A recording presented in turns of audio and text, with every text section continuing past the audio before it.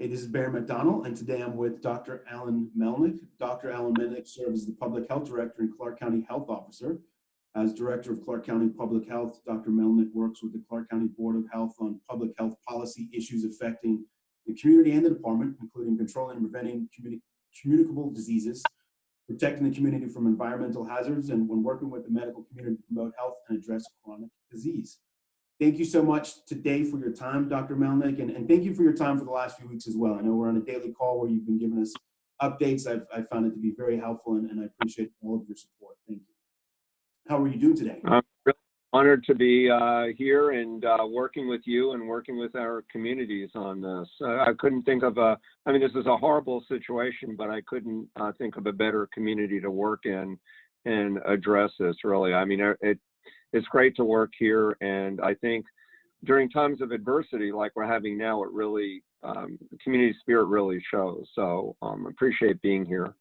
I agree. Thank you. And I guess with that, the first question is, how do you feel that the community is managing this pandemic, or how do you think the community is doing? I think that, I mean, this is a horrible situation.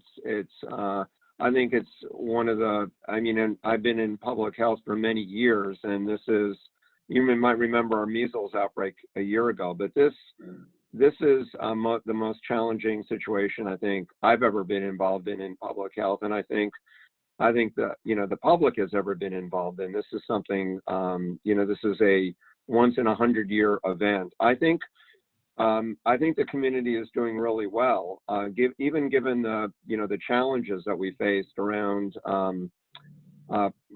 supplies, testing, and all that. I think the community has done real well. I think our healthcare partners have done an exceptional job of responding to this.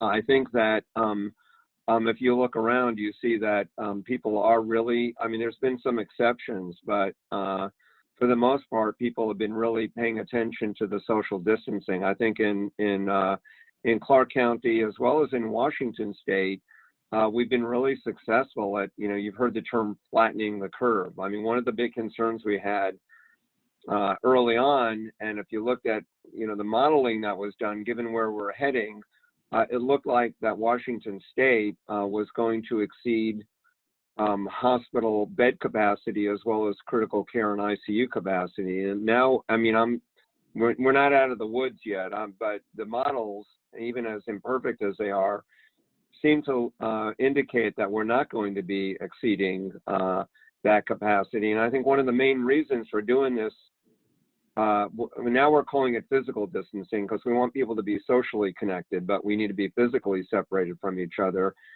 I think one of the main reasons couple of the reasons for doing it, one is to obviously prevent people from dying, but the other reason for doing this was to preserve hospital healthcare capacity. And I think our community has done really well in terms of doing that. So the community has managed this really well. I agree as well. And you mentioned the testing and some of the opportunities around there, and we've heard different information regarding testing, and I think this is going to be a big part of us getting through this and moving forward. Any update that you can share with us on testing? Yeah, so the testing is becoming more available finally, and not only testing, you may remember, even besides being limited in terms of tests available, there was a long turnaround time. It would take several days to get results. And when you're trying to control an outbreak, you really want, results in real time so you can make decisions about, isolating cases and quarantining, identifying their close contacts and quarantining them. We've gotten, there's more tests coming into the community, and based on the availability of tests, including tests with what we call point of care testing, where you can get the results within minutes, we've been prioritizing populations and groups to be testing. So right now, we're working with, and here's one of the partners that are really, our healthcare partners have all stepped up. Peace Health, Legacy, Vancouver Clinic, for example. And right now, we're working with the Vancouver Clinic. They've got some point of care testing ability, and we're prioritizing long-term care facilities. So now we're, the skilled nursing facilities, the assisted living facilities, memory care units, adult family homes, any of these long-term care facilities that have had a case in either staff or in a resident. We're actually the Vancouver Clinic is going and doing the testing, and we're doing universal testing of these long-term care facilities. Yeah, the reason for prioritizing them is that we know with this disease, elderly people and people with coexisting chronic health conditions are more likely to die. So we want to do whatever we can to protect this population. So, and you also, with a long-term care facility, like a nursing home, you have people who are in, like in a congregate setting, both staff and residents are there together. So being able to prioritize those folks for testing is what we're doing now. So the Vancouver Clinic has really stepped up to help with that. We're also looking at testing, working towards testing other populations specifically at risk, including people who are unhoused, and as well as other congregate settings like the jail and the detention center. So we're working on testing those populations. And in general, we'd like to see more testing out in the community. And I think we're heading in that direction, but so we're making progress there. Good. To switch gears a little bit, as you know, we've discussed a little bit around the city projects, and we put some of our road construction on hold as we monitor the situation and review COVID-19 response procedures. Are there specific current concerns with our construction projects that you would recommend we take, or looking at what we are doing, any advice as far as how we should be approaching? Yeah, I think around construction, different states have handled this differently. I think the issue around construction is really the issue around physical distancing. So, the main way to prevent this transmission of this disease is for us to be at least, we're a minimum 6 feet apart from each other. So the issue around construction has to do with, how well, in construction, you can practice this distancing. It's the same issue we got into with some of the parks. We've kept the parks in Clark County open because we want people to go out and get physical activity. But we closed the playgrounds and we closed the bathrooms because we didn't want people to linger there and be, in close proximity. I also cover Skamania County, and we had to close a Dog Mountain Trail because there were too many people congregating there. So it's the same issue with, construction. If, it depends on how well people can practice physical distancing in terms of doing that.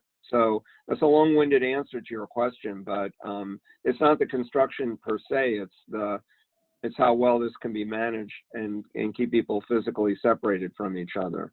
I agree, it is challenging. Can you envision a timeline when general construction is open back up, or what that would look like? It depends on where we're at on physical distancing. So maybe I should talk about, because people are asking, when are businesses going to be able to open up? When can we relax the physical distancing? So let me, if it's okay, I'll launch into that, because I think there's a few things. Absolutely. Okay, and I think I want to preface on this is that we're dealing with a disease that is easily transmitted and that has a high degree of morbidity and mortality. And, from the data we have so far,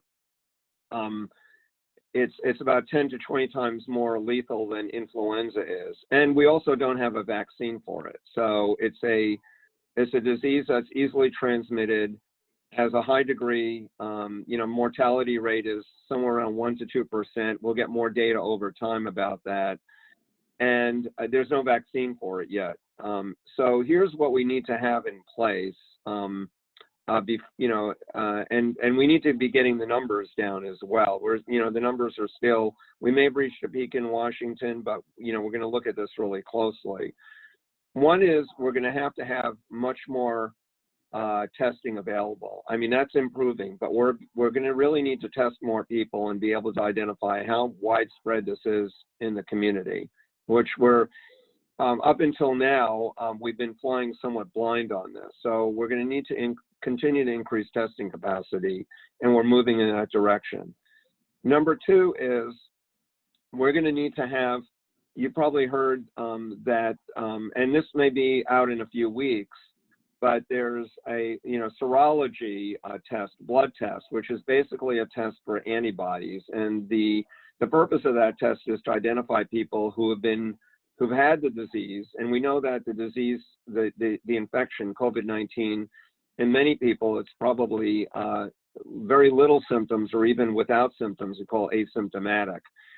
The blood test, the serology, is going to be able to identify people with antibodies, and those are people who may be who fought the virus and won, and may be immune.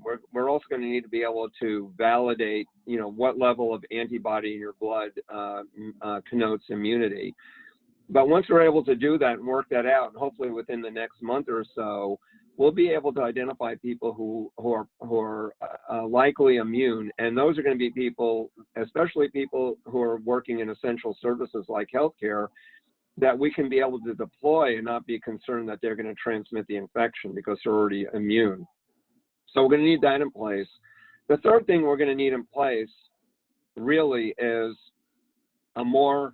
what we would have been able to do more effectively 3 months ago is this really intensive case investigation. So basically the way public health does its work is we identify cases. We did this with measles. We interview them. We find out where they've been while they were contagious.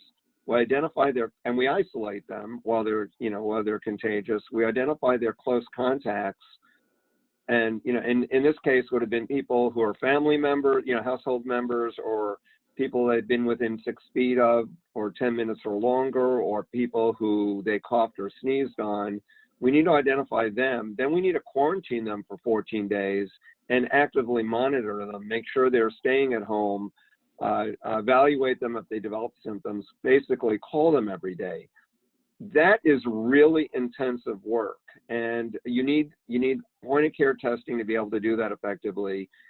And there's funding for COVID-19 funding that we're getting from the state and the federal government, but we're going to need to really to be able to do this, we're going to need to hire and train staff to do this intensive case and contact investigation. Once we have all those things in place, we're hoping that we can use that traditional public health approach to control this, so we won't have to go back to social distancing or physical distancing. My concern is if we relax this before we have all those things in place, this infection is likely it spreads really easily, and we'll be back to where we were before, maybe even worse. So we really have to be vigilant about this. And I guess a long-winded answer to your question is, in terms of going back to work, I know the governors of Oregon, Washington, and California are meeting together to develop some metrics about opening things up. I just think we want to be careful about it, be diligent about it. We don't want to open things up and get to the point where we have to revert back to physical distancing. I think it's been really, really difficult for people. And if we relaxed it and then we had to go back to it again, I think it would put a lot of people over the edge. So, and rightly so. So I wish I had a really quick answer for you on this. And if the disease didn't have the morbidity and mortality it has, we'd obviously be relaxing things sooner. But those are the kind of considerations we have to have. I guess, what closing advice do you have for the community as a whole, or what, to kind of to close us out? Yeah, well, I think, there's, so one piece of it, and people have been doing really well on this, there's a lot people can do to prevent themselves. I know a lot of people are concerned, there's a lot, scared about this, but there's a lot people can do to prevent them from getting COVID-19, and I think people are doing that. The whole issue about washing your hands frequently, staying home, going out only for essentials, avoiding, maintaining physical distancing. We're also asking, the new recommendation is to wear a mask in public. And the reason for that is not to protect yourself so much as to protect others from you, because we know that people who don't have symptoms but are infected can spread this. So the bottom line is that there's a lot you can do to protect yourself from this. And I'm hoping we get through this with only a very small proportion of the population infected. And hopefully, if we can control this, until it's a year, more than a year down the road, until we have a vaccine, there's a lot we can do in the meantime to protect ourselves. I agree. Dr. Melnick, thank you so much for your time, and thank you for everything that you do to the community. And we will talk with you very soon. Thank you. Thank you for the opportunity. Thanks for putting this out there. Okay.